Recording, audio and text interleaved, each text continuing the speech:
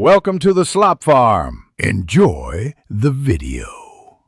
You start by verifying Python 3 is available because the Sqlite 3 module ships with CPython.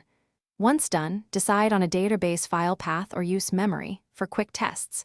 Then open your editor and write, import Sqlite 3, con equals Sqlite 3, connect mydb, Sqlite.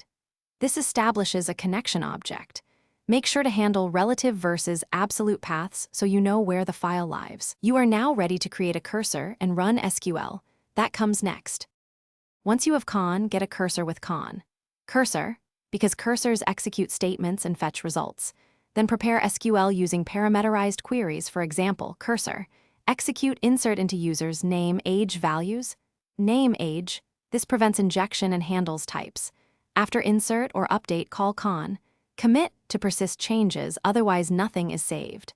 For selects, use cursor, fetch all, or iterate the cursor to process rows. Close the cursor when finished to free resources. To finish, wrap your work in try/except block so you catch Sqlite 3. Error and optionally roll back on failure. Make sure to call cursor, close and con, close, in finally because dangling connections lock files. If you want named columns, set con. Row factory equals Sqlite 3.